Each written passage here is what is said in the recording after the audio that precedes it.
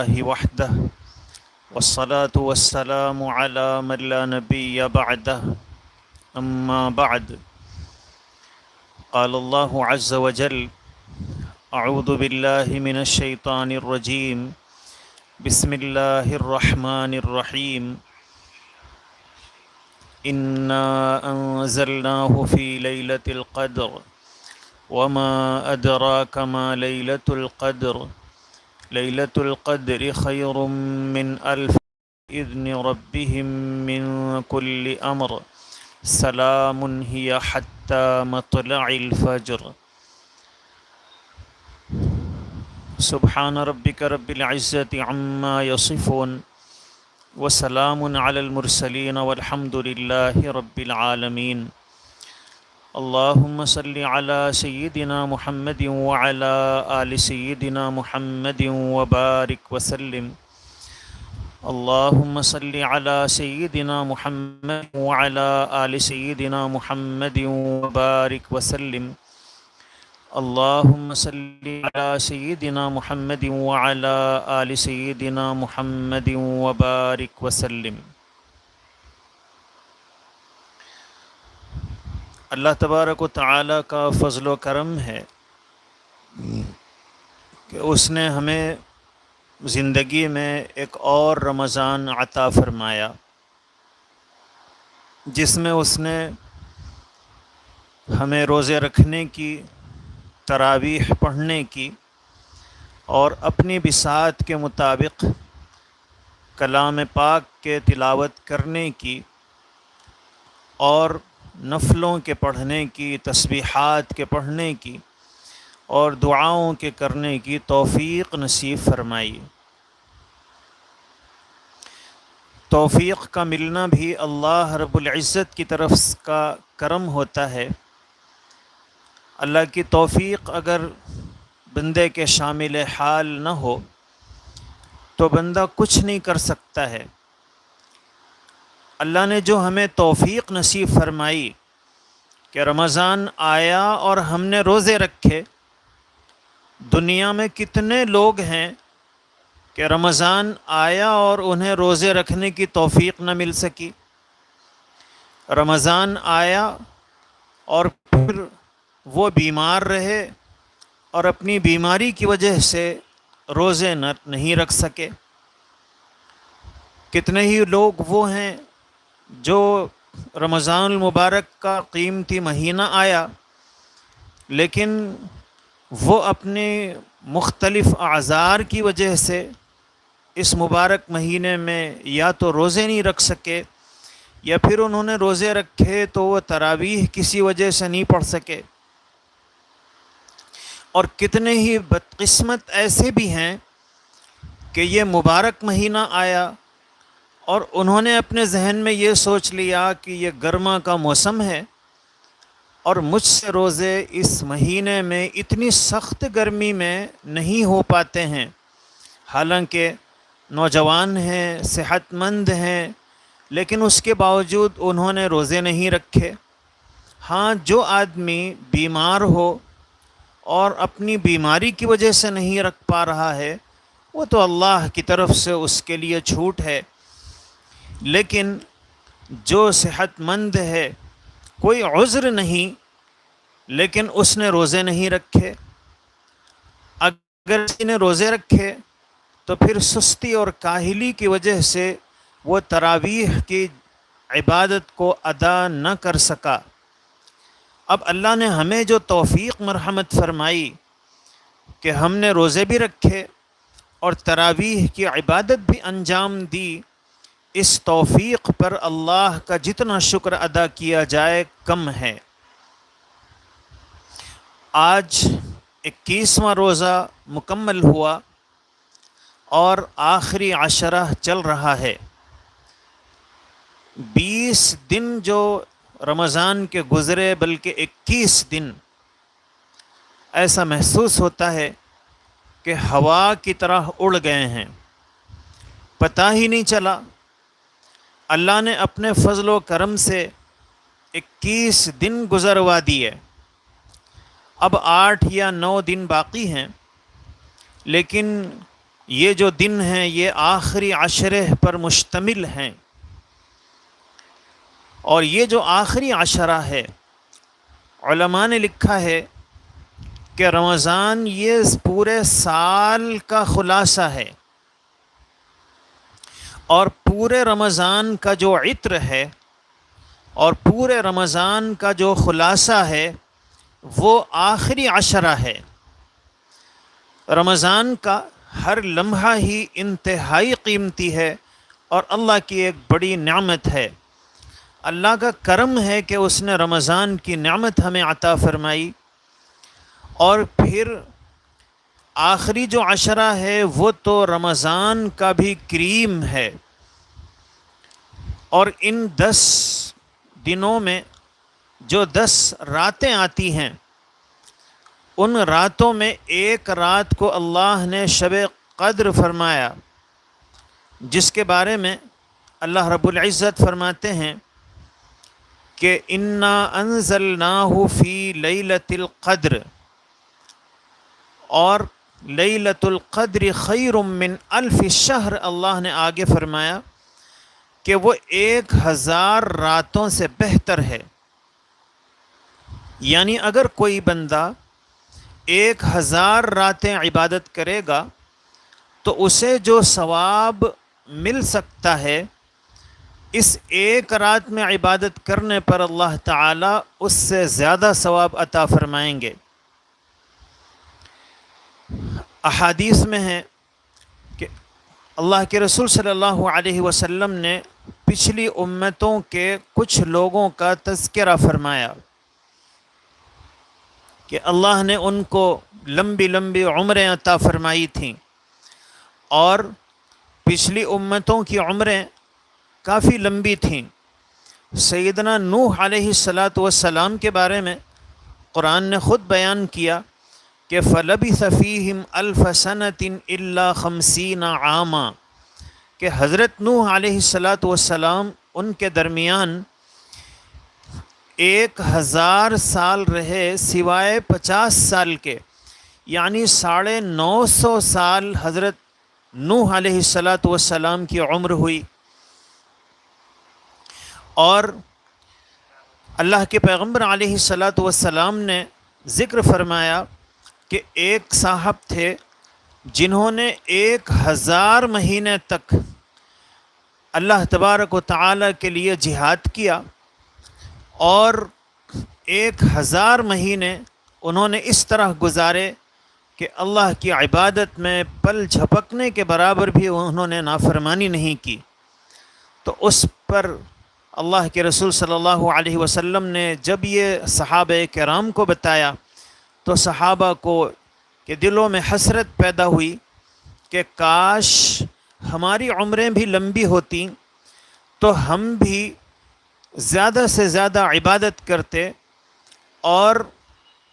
ان امتوں نے جس طرح اپنی لمبی عمر کی وجہ سے عبادت کی ہے تو ہم بھی اپنی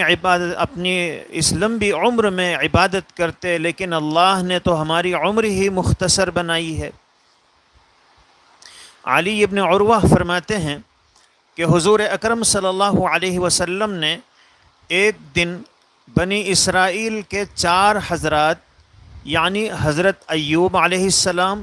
حضرت زکریا علیہ السلام، حضرت حزقیل علیہ السلام اور حضرت یوشع بن نون علیہ السلام کا ذکر فرمایا، جنہوں نے 80 سال تک اللہ رب العزت کی عبادت میں اپنا وقت گزارا، اور پل جھپکنے کے برابر بھی انہوں نے اللہ کی نافرمانی نہیں کی۔ تو اس پر صحابہ کو تعجب ہوا، تو حضرت جبرائیل علیہ السلام سورۃ القدر لے کر نازل ہوئے، اور اللہ کے نبی صلی اللہ علیہ وسلم کی خدمت میں حاضر ہو کر عرض کیا کہ آپ کی امت ان حضرات کی 80 سالہ عبادت سے تعجب کرتی ہے، اللہ نے آپ کو ایک ایسی رات عطا فرمائی کہ جس میں عبادت کرنا 80 سال کی عبادت سے بہتر ہے۔ اس کے بعد حضرت جبرائیل نے سورۃ القدر سنائی۔ ابو بکر بن وراق کہتے ہیں کہ حضرت سلیمان علیہ السلام کی حکومت کی جو مدت ہے وہ 500 مہینے تھی، اور حضرت ذوالقرنین کی جو مدت سلطنت ہے وہ بھی 500 سال تھی۔ اللہ نے اس امت کو لیلۃ القدر عطا کی اور کہا کہ اس رات کی عبادت کا اجر و ثواب ان دونوں بادشاہوں کی مجموعی مدت سلطنت یعنی 1000 ماہ کی حکومت سے بہتر ہے۔ بعض حضرات کہتے ہیں کہ پہلی امتوں میں کوئی شخص اس وقت تک عابد نہیں کہلاتا تھا جب تک وہ مسلسل 1000 ماہ اللہ کی عبادت نہ کرے۔ اللہ نے امت محمدیہ کو شب قدر کی نعمت عطا فرمائی کہ تم اس ایک رات میں عبادت کرو گے تو ان 1000 ماہ کی عبادت سے بہتر تمہیں ثواب ملے گا، جو پہلی امتوں میں ایک عابد کا معیار تھا۔ قرآن حکیم میں شب قدر کو اللہ رب العزت نے بیان کرنے کے لیے ایک مکمل سورہ نازل فرمایا کہ انا انزلناہ فی لیلۃ القدر، ہم نے اس کو لیلۃ القدر میں یعنی قرآن کریم کو لیلۃ القدر میں نازل فرمایا۔ اس کو جو لیلۃ القدر کہا گیا ہے، علماء نے لکھا ہے کہ جب بندہ اس رات میں اللہ کو یاد کرتا ہے، عبادتیں کرتا ہے، تو پھر اس کی وجہ سے اللہ رب العزت کے نزدیک اس کی قدر و منزلت بڑھ جاتی ہے، اور نام اعمال میں اس کے لیے گویا ایک درجہ لکھ دیا جاتا ہے۔ شیخ ابو بکر وراق رحمۃ اللہ علیہ فرماتے ہیں کہ اس شب میں عبادت و ذکر کی وجہ سے بے عزت اور بے قدر لوگ وہ بھی قدر و منزلت حاصل کر لیتے ہیں۔ حضرت قتادہ رحمۃ اللہ رضی اللہ عنہ فرماتے ہیں کہ چونکہ اس رات میں قرآن کریم کا نزول ہوا جو دینی اور دنیاوی سعادت و برکات کا ذریعہ اور سرچشمہ ہے، اور اس رات میں اللہ کی جانب سے رحمت نازل ہوتی ہے، فرشتے نازل ہوتے ہیں، دعائیں قبول ہوتی ہیں، اس لیے اس کا نام کہیں لیلۃ المبارکہ رکھا گیا اور کہیں لیلۃ القدر فرمایا گیا۔ حضرت ابو ہریرہ رضی اللہ عنہ فرماتے ہیں کہ رسول اللہ صلی اللہ علیہ وسلم نے فرمایا کہ من قام لیلۃ القدر ایمانا و احتسابا غفر له ما تقدم من ذنبہ، کہ جو اس مبارک رات میں عبادت میں کھڑا ہوتا ہے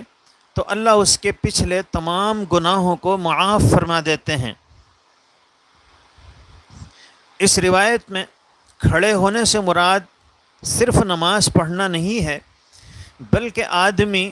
اللہ کے لیے جو عبادت بھی انجام دے، چاہے نماز پڑھے، چاہے تلاوت کرے، اور چاہے ذکر و استغفار کرے، اور چاہے تسبیح و تحلیل میں مشغول رہے،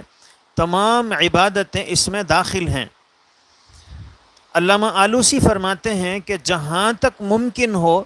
اس رات میں مختلف اور الگ الگ قسم کی عبادتیں انجام دی جائیں۔ کبھی کچھ دیر آدمی نوافل پڑھ لے، کچھ دیر قرآن کریم کی تلاوت کرے، اور کچھ ذکر و تسبیح کرے، اور کچھ حصہ دعا اور استغفار کے لیے رکھ لے۔ حضرت سفیان ثوری رحمۃ اللہ علیہ فرماتے ہیں کہ شب قدر میں دعا اور استغفار کرنا یہ نوافل پڑھنے کے مقابلے میں افضل ہے، اور اگر کوئی تلاوت قرآن اور دعا اور استغفار دونوں کو جمع کر لے تو یہ اور بھی بہتر ہے۔ قرآن حکیم میں اللہ تعالیٰ نے فرمایا کہ انا انزلناہ فی لیلۃ القدر،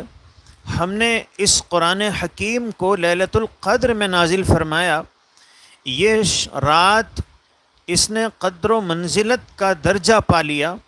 اس کو فضیلت حاصل ہو گئی، اس لیے کہ اس میں اللہ کا مبارک کلام نازل ہوا، اور اللہ فرماتے ہیں لیلۃ القدر خیر من الف شہر، کہ یہ جو شب قدر ہے یہ 1000 مہینوں سے بہتر ہے۔ یہ جو خیر کا لفظ ہے یہ معمولی فرق کے لیے عربی میں استعمال نہیں ہوتا ہے۔ مثال کے طور پر ایک آدمی زید اور عمرو دونوں میں کوئی زیادہ فرق نہیں ہے، تو اس وقت یہ نہیں کہتے ہیں کہ یہ بہتر ہے، بلکہ اس وقت تو کہتے ہیں کہ بھی 19-20 کا فرق ہے، یہ ان سے کچھ ٹھیک ہیں۔ لیکن بہتر کا لفظ وہاں استعمال کیا جاتا ہے جہاں 1 اور 100 کا فرق ہو۔ اس لیے اللہ تبارک و تعالی نے فرمایا کہ لیلۃ القدر خیر من الف شہر، کہ یہ جو لیلۃ القدر ہے یہ 1000 مہینوں سے تھوڑی سی بہتر نہیں ہے، یہ ہزاروں درجے بہتر ہے۔ اور اللہ تبارک و تعالی جس کو بہتر فرمائیں تو ظاہر ہے کہ وہ اللہ کے حساب سے بہتر ہوگا۔ اس لیے ہم اس مبارک رات کی فضیلت کا اندازہ نہیں لگا سکتے ہیں۔ حضرت عبداللہ بن عباس رضی اللہ عنہ فرماتے ہیں کہ قرآن کریم میں جہاں بھی اللہ نے وما ادراک ما ادراک فرمایا ہے تو پھر اس کی اطلاع رسول اکرم صلی اللہ علیہ وسلم کو دے دی، اور جس جگہ ما یدری کا فرمایا تو وہاں آپ صلی اللہ علیہ وسلم کو وہ چیز نہیں بتائی گئی۔ چنانچہ لیلۃ القدر کو بھی اللہ نے خود ہی بیان فرمایا کہ وما ادراک ما لیلۃ القدر، کہ آپ کو کیا پتا کہ لیلۃ القدر کیا چیز ہے۔ لیلۃ القدر خیر من الف شہر، کہ لیلۃ القدر اس میں عبادت یہ 1000 مہینوں عبادت سے بہتر ہے۔ اور آگے اللہ نے فرمایا کہ اس رات میں اتنا ہی نہیں ہوتا ہے کہ یہ رات 1000 مہینے سے بہتر اور افضل ہے، اس کی مزید عظمت کو ظاہر کرنے کے لیے اللہ نے فرمایا کہ تنزل الملائکۃ والروح فیہا، کہ اس رات میں فرشتے بھی اترتے ہیں اور روح بھی اس میں نازل ہوتی ہے، بِإِذْنِ رَبِّهِم مِّن كُلِّ امر، اپنے رب کے حکم سے ہر کام پر۔ امام قرطبی فرماتے ہیں کہ اس شب میں ہر آسمان سے حتیٰ کہ سدرۃ المنتہا سے بھی فرشتے نازل ہوتے ہیں اور لوگوں کی دعاؤں پر آمین کہتے ہیں۔ اللہ نے کیا عزت ایمان والوں کو عطا فرمائی کہ اللہ کے مقرب فرشتے وہ دنیا میں آتے ہیں، اور اہل ایمان جب اس رات میں دعاؤں میں مصروف رہتے ہیں تو پھر وہ ان کی دعاؤں پر آمین کہتے ہیں۔ حضرت شیخ عبد القادر جیلانی رحمۃ اللہ علیہ نے حضرت ابن عباس رضی اللہ عنہ سے غنیۃ الطالبین میں ایک طویل روایت نقل کی ہے، جس میں فرماتے ہیں کہ شب قدر میں اللہ تعالی حضرت جبرائیل علیہ السلام کو سدرۃ المنتہا کے 70,000 فرشتوں کے ساتھ زمین پر اترنے کا حکم دیتے ہیں۔ وہ نورانی جھنڈے لے کر زمین پر اترتے ہیں، اور 4 مقامات ہیں، بیت اللہ، بیت المقدس اور روضہ نبوی اور مسجد طور سینا پر اپنے جھنڈے نصب کر دیتے ہیں، اور اس کے بعد وہ تمام روئے زمین میں پھیل جاتے ہیں اور ہر مومن مرد و عورت کے گھر میں داخل ہوتے ہیں اور امت محمدیہ کے لیے استغفار کرتے ہیں۔ البتہ وہ گھر جس میں کتا ہو، خنزیر ہو، تصویر ہو، شراب ہو یا بدکار جنوبی ہو تو پھر فرشتے اس گھر میں داخل نہیں ہوتے ہیں۔ حضرت کعب احبار فرماتے ہیں کہ شب قدر میں حضرت جبرائیل علیہ السلام ایمان والوں سے مصافحہ کرتے ہیں، اور ان کے مصافحے کی علامت یہ ہے کہ دل میں رقت اور اللہ کی طرف رجوع کی کیفیت پیدا ہوتی ہے، آنکھوں میں گناہوں پر ندامت کی وجہ سے آنسو آ جاتے ہیں اور نکل پڑتے ہیں، اور جسم پر اللہ کے خوف سے کپ کپی طاری ہو جاتی ہے۔ تنزل الملائکۃ والروح سے معلوم ہوتا ہے کہ اس رات میں ملائکہ کے ساتھ روح بھی نازل ہوتی ہے۔ جمہور مفسرین کے نزدیک روح سے مراد روح الامین یعنی حضرت جبرائیل علیہ السلام ہیں، لیکن امام قصیری فرماتے ہیں کہ یہ جو روح ہے یہ فرشتوں کی ایک خاص صف ہے جو باقی فرشتوں کے محافظ اور نگران ہیں، اور عام فرشتے بھی ان کو اس رات کے علاوہ نہیں دیکھ سکتے ہیں جس طرح ہم فرشتوں کو نہیں دیکھ سکتے ہیں۔ حافظ ابن کثیر رحمۃ اللہ علیہ فرماتے ہیں کہ فرشتوں کا اس رات میں بکثرت نازل ہونا اس لیے ہوتا ہے کہ یہ خیر کثیر اور عظیم برکات والی رات ہے۔ حضرت شاہ عبدالعزیز محدث دہلوی رحمۃ اللہ علیہ نے فرمایا کہ اس رات میں اللہ تعالیٰ فرشتوں کو زمین پر اس لیے نازل فرماتے ہیں کہ فرشتوں نے جب حضرت آدم علیہ السلام کا مجسمہ تیار ہوا تو فرشتوں نے کہا تھا اتجعل فیہا من یفسد فیہا ویسفک الدماء، اللہ آپ ایسی مخلوق کو اس میں پیدا کریں گے جو زمین میں فساد کرے گی اور خون بہائے گی۔ یہ کہہ کر انہوں نے شبہ پیش کیا تھا، تو اللہ رب العزت اس مبارک رات میں جب بندے اللہ کی عبادت میں مصروف ہوتے ہیں تو ان کو مشاہداتی جواب دینے کے لیے دنیا میں بھیجتے ہیں کہ جاؤ تم جن بندوں کے بارے میں تم نے کہا تھا کہ یہ خون ریزی کریں گے، فساد کریں گے، دیکھ کر آؤ کہ کیا کر رہے ہیں۔ فرشتے آتے ہیں اور دیکھتے ہیں کہ بندے اللہ کی عبادت میں مصروف ہیں۔ لیلۃ القدر خیر من الف شہر تنزل الملائکۃ والروح فیہا باذن ربہم من کل امر سلام ہی حتی مطلع الفجر۔ اللہ نے اس رات کی ایک صفت سلام بیان فرمائی ہے۔ حضرت نافع رحمۃ اللہ علیہ فرماتے ہیں کہ شب قدر یہ پوری رات ہی سلامتی اور خیر والی ہے، اس میں کوئی شر ہے ہی نہیں۔ امام شعبی رحمۃ اللہ علیہ فرماتے ہیں کہ سلام کے معنی یہ ہیں کہ اس رات میں سورج کے غروب ہونے سے لے کر فجر کے طلوع ہونے تک فرشتے ایمان والوں کے لیے سلامتی کی دعا کرتے ہیں، اور ہر مومن کو السلام علیکم ایھا المؤمن کہتے ہیں۔ فرشتے یہ جو نازل ہوتے ہیں اور پھر دوبارہ یہ آسمانوں پر جو واپس جاتے ہیں، تو یہ جو سلسلہ ہے آنے سے لے کر واپس جانے تک کا ہی حتی مطلع الفجر،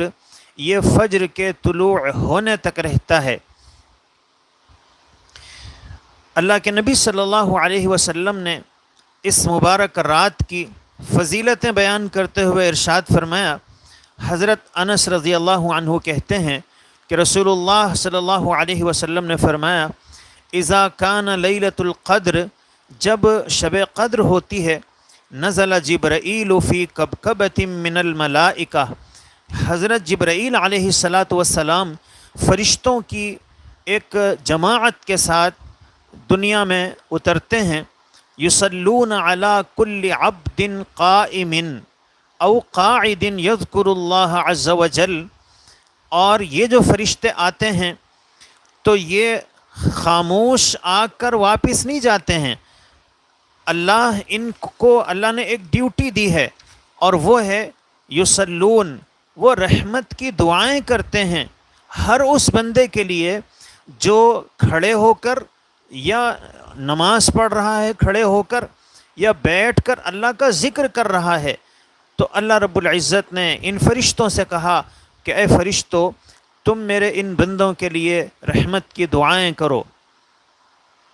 حضرت ابو سعید خدری رضی اللہ عنہ سے روایت ہے کہ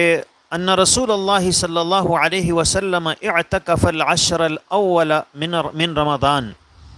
اللہ کے نبی صلی اللہ علیہ وسلم نے رمضان کے پہلے عشرے کا اعتکاف فرمایا.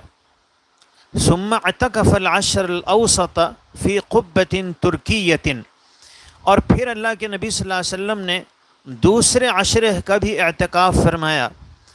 ثم اطلع رأسہ، پھر آپ صلی اللہ علیہ وسلم نے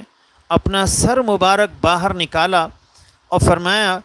کہ میں نے پہلے عشرے کا بھی اعتکاف کیا تھا اور شب قدر کو تلاش کرنے کی نیت سے،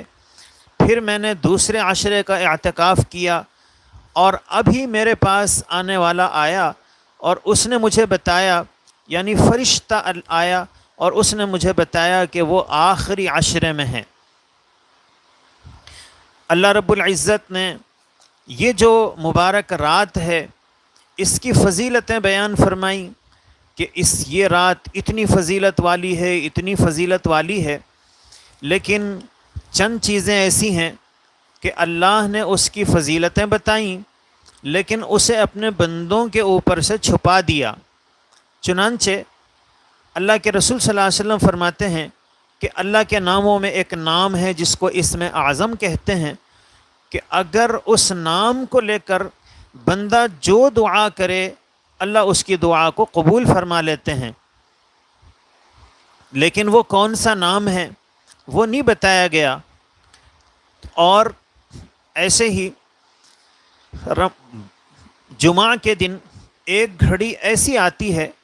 کہ بندہ اس وقت جو دعا کرے اللہ تبارک و تعالی اس دعا کو قبول فرما لیتے ہیں. لیکن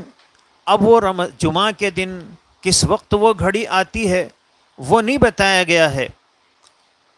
کیوں؟ تاکہ بندہ، اللہ کا منشا یہ ہے کہ بندہ جمعہ کے دن سارے دن اللہ کی طرف توجہ کے ساتھ گزارے. اور ظاہر ہے کہ جب سارا دن وہ اللہ کی توجہ کے ساتھ اور اللہ رب العزت کی طرف اپنے گویا عبادتوں کے ساتھ، دعاؤں کے ساتھ، اللہ کی یاد کے ساتھ گزارے گا، یقیناً اسی میں ایک لمحہ ایسا بھی آتا ہے کہ اس وقت اللہ تعالیٰ دعاؤں کو قبول فرما لیتے ہیں. ایسے ہی اس میں اعظم کو چھپا دیا گیا تاکہ بندے اللہ کا صرف ایک نام لے کر دعا نہ کریں بلکہ اللہ کے جتنے نام ہیں ہر نام کے ذریعے اللہ کو یاد کریں. اور ظاہر ہے کہ اسی میں ایک نام وہ بھی ہے جو اس میں اعظم کہلاتا ہے. ایسے ہی اللہ تبارک و تعالی نے شب قدر کی فضیلت بیان فرمائی کہ یہ رات بہت مبارک ہے اور اتنی اس کی فضیلت ہے، لیکن اسے چھپا دیا. اللہ کے رسول صلی اللہ علیہ وسلم فرماتے ہیں کہ حضرت عبادہ بن صامت سے روایت ہے کہ خرج النبی صلی اللہ علیہ وسلم، اللہ کے رسول صلی اللہ علیہ وسلم ایک مرتبہ باہر تشریف لائے، لیخبرنا بلیلۃ القدر، تاکہ اللہ کے رسول صلی اللہ علیہ وسلم ہمیں لیلۃ القدر کے بارے میں اطلاع دیں کہ لیلۃ القدر کون سی رات ہے. گویا اللہ کے رسول صلی اللہ علیہ وسلم کو بتا بھی دیا گیا کہ فلاں رات لیلۃ القدر ہے. لیکن فتلاحا رجلان من المسلمین، مسلمانوں میں سے دو آدمی آپس میں جھگڑ رہے تھے. فقال، اللہ کے رسول صلی اللہ علیہ وسلم ان کے جھگڑے کے تصفیے میں مصروف ہو گئے اور اس میں اتنے منہمک ہوئے. اللہ کے رسول صلی اللہ علیہ وسلم فرماتے ہیں خرجت لاخبرکم بلیلۃ القدر، میں آ رہا تھا تاکہ تمہیں شب قدر کے بارے میں بتاؤں کہ وہ کون سی رات ہے. فتلاحا فلان و فلان، تو فلاں اور فلاں وہ جھگڑنے لگے تو میں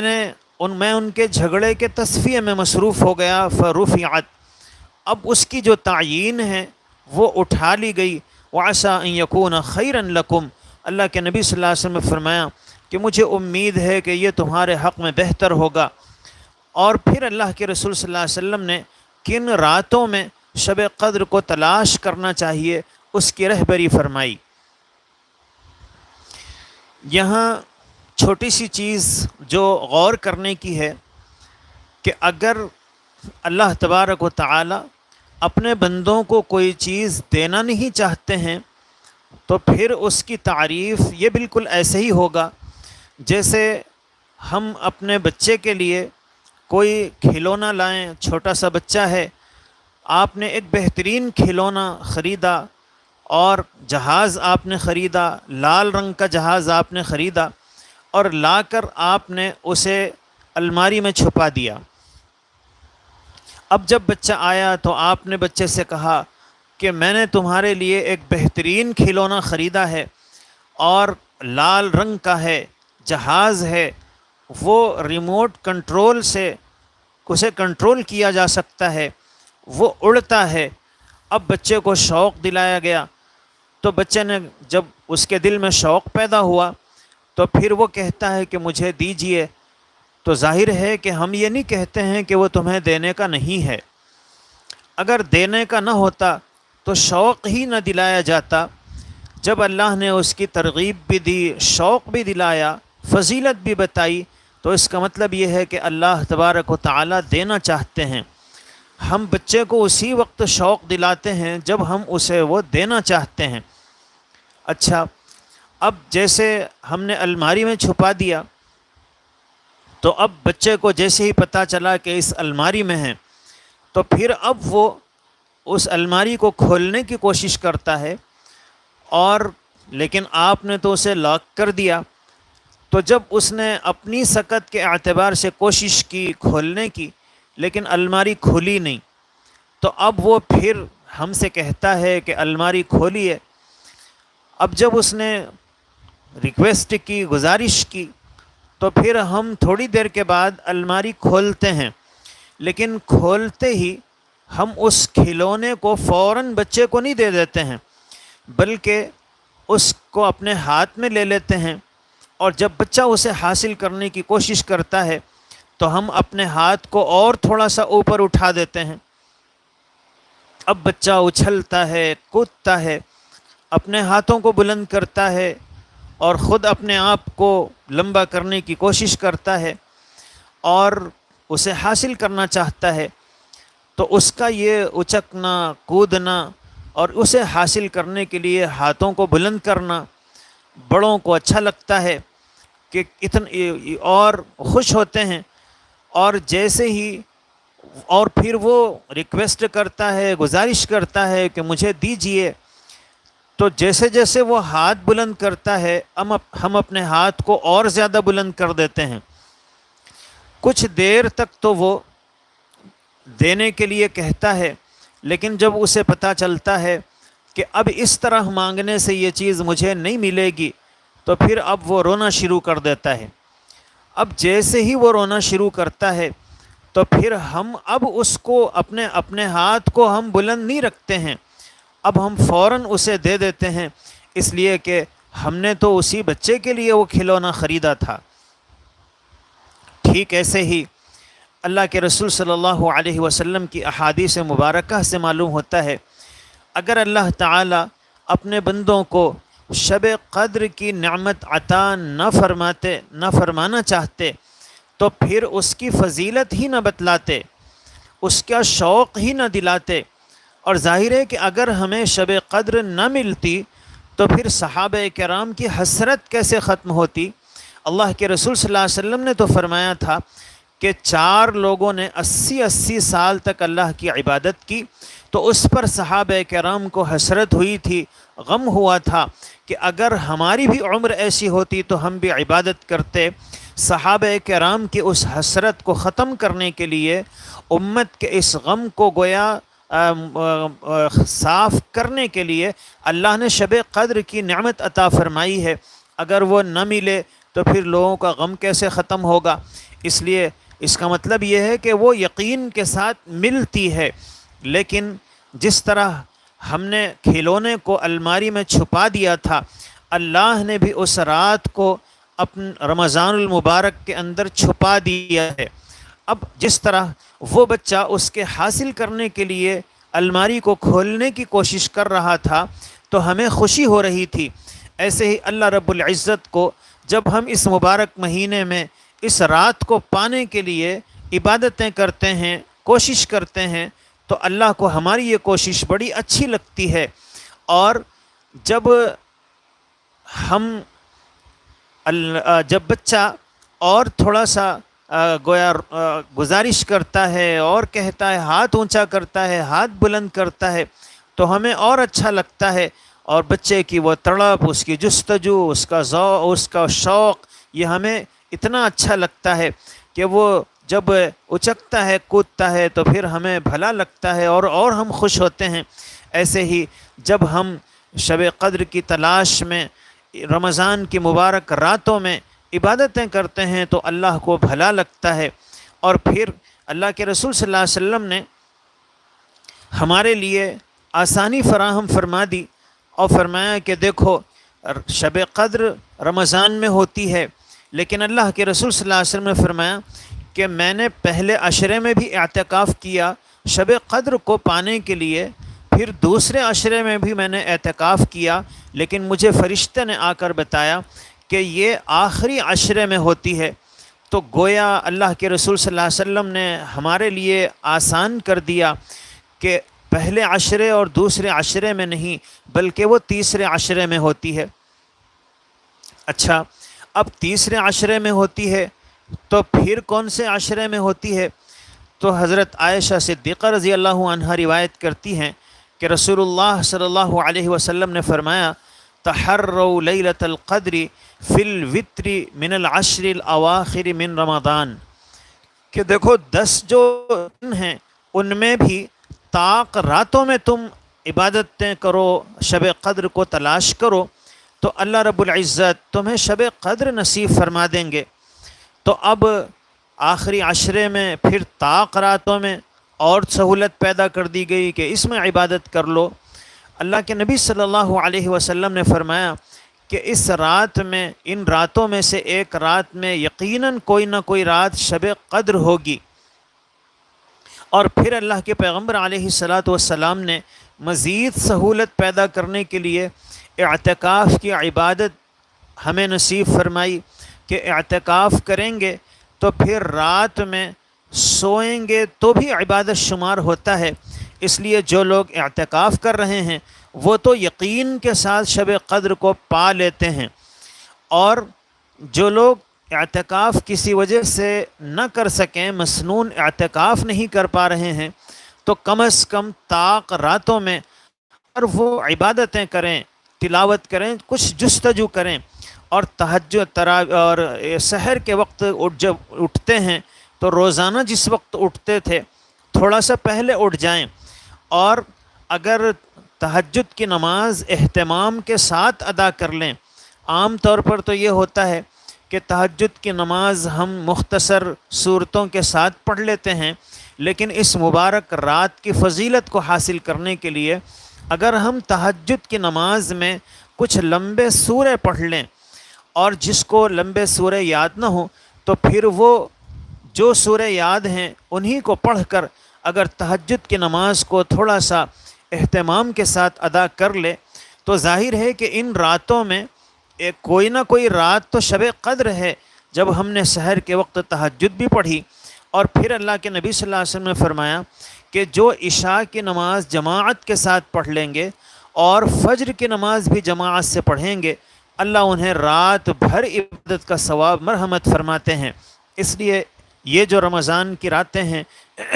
ان میں ہم عشاء کی نماز جماعت کے ساتھ اور فجر کی نماز جماعت کے ساتھ پڑھنے کا اہتمام کریں، اور پھر تہجد کو پابندی سے پڑھنے کی کوشش کریں۔ اللہ توفیق دے تو کچھ تلاوت کر لیں، کچھ دعاؤں کا اہتمام کریں۔ اللہ کے نبی صلی اللہ علیہ وسلم نے جب سید عائشہ صدیقہ نے پوچھا تھا کہ اے اللہ کے رسول صلی اللہ علیہ وسلم، اگر مجھے شب قدر مل جائے تو پھر میں کیا کروں؟ تو اللہ کے رسول صلی اللہ علیہ وسلم نے دعا سکھائی کہ قل اللہم انک عفو کریم تحب العفو فاعف عنی، اللہ آپ کریم ہیں، معاف کرنے والے ہیں، معاف کرنے کو پسند فرماتے ہیں، اللہ میرے گناہوں کو معاف فرما دیجئے۔ تو اس لیے یہ جو مبارک راتیں چل رہی ہیں ان میں سے یقیناً کوئی نہ کوئی شب قدر ہے، اور ہم میں سے ہر ایک کی دلی تمنا ہے، خواہش ہے کہ اللہ مجھے شب قدر نصیب فرمائیں۔ اس کا آسان طریقہ اللہ کے رسول صلی اللہ علیہ وسلم نے ہمیں مرحمت فرما دیا۔ اس لیے مایوسی کی ضرورت نہیں ہے کہ مجھے شب قدر نہیں مل سکتی ہے اور پتہ نہیں کون سی رات ہے، ہمیں بتایا تو نہیں گیا ہے، لیکن دینا نہ ہوتا تو اس کی فضیلت نہ بتلاتے۔ اگر اللہ تبارک و تعالی ہمیں وہ نعمت عطا کرنا نہ چاہتے تو سورۃ القدر کے نزول ہی کا مقصد فوت ہو جاتا۔ سورۃ القدر کا نزول تو اسی لیے ہے تاکہ ہمیں تسلی ہو، ہمیں اطمینان ہو کہ تمہیں پچھلی امتوں میں لوگوں نے جو عبادتیں کی ہیں اس پر حسرت کی ضرورت نہیں ہے۔ میں تمہیں ایک رات ایسی عطا کر رہا ہوں کہ پھر ان کی عبادتوں کے برابر تم پہنچ جاؤ گے، بلکہ اس سے زیادہ۔ اور یہی وجہ ہے کہ یہ جو شب قدر کی نعمت ہے یہ صرف امت محمدیہ کی خصوصیت ہے۔ اللہ نے یہ رات پچھلی امتوں کو عطا نہیں فرمائی تھی، یہ تو اس امت کی خصوصیت ہے۔ اگر وہ خصوصیت بھی امت کو نہ ملے تو پھر ظاہر ہے کہ امت کی خصوصیت کیسے ہوگی۔ اس لیے اللہ رب العزت تو ہر ایک کو دینا چاہتے ہیں۔ اب شب قدر کس کو ملی، اس کی کچھ علامتیں علماء نے لکھی ہیں۔ ان میں ایک نمایاں علامت یہ ہے کہ جس رات میں عبادت کرتے ہوئے ہمارے بدن پر کپ کپی طاری ہو جائے، آنکھوں سے آنسو نکل پڑیں اور دعاؤں میں دل لگے، اس کا مطلب یہ ہے کہ وہ رات ہمارے لیے شب قدر ہے اور ہم نے شب قدر کو پا لیا ہے۔ یہ بالکل ایسے ہی ہے جیسے بچے نے اپنی حیثیت اور سکت کے اعتبار سے کوشش کی، آوازیں نکالی، مانگا، ہاتھ بلند کیے، حاصل کرنے کی کوشش کی، اور لیکن جب وہ ان ساری کوششوں کے باوجود بھی اسے وہ کھلونا حاصل نہ ہو سکا تو پھر اس نے رونا شروع کر دیا۔ بس جیسے ہی اس نے رونا شروع کیا اس کی آنکھوں سے آنسو نکلے تو ہم نے وہ کھلونا فوراً اسے دے دیا۔ اب ہم دیر نہیں کرتے ہیں۔ ایسے ہی اللہ رب العالمین جب بندے جستجو کرتے ہیں، کوشش کرتے ہیں، کوئی اعتکاف کر رہا ہے، کوئی تلاوت کر رہا ہے اور کوئی دعا کر رہا ہے، بندوں کو اللہ کو اپنے بندوں کے یہ اعمال اور یہ گویا طریقے، یہ ادائیں اللہ کو بہت اچھی لگتی ہیں، اور جب بندہ آخر میں رو دیتا ہے تو اللہ تعالیٰ اسے وہ نعمت عطا فرما دیتے ہیں اور اسے شب قدر نصیب ہو جاتی ہے۔ اس لیے اللہ تبارک و تعالی پتہ نہیں یہ رمضان ہم میں سے کس کا آخری رمضان ہے، اس لیے یہ جو بچے کچے دن ہیں، جس طرح پچھلے 21 دن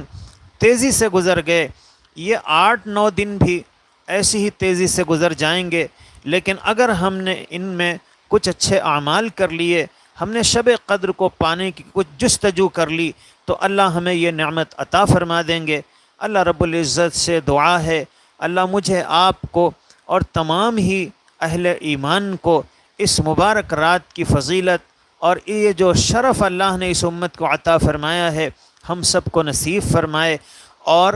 اللہ اس مبارک رات میں ہمیں اہتمام کے ساتھ دعاؤں کے کرنے کی توفیق نصیب فرمائے۔ وآخر دعوانا ان الحمد للہ رب العالمین۔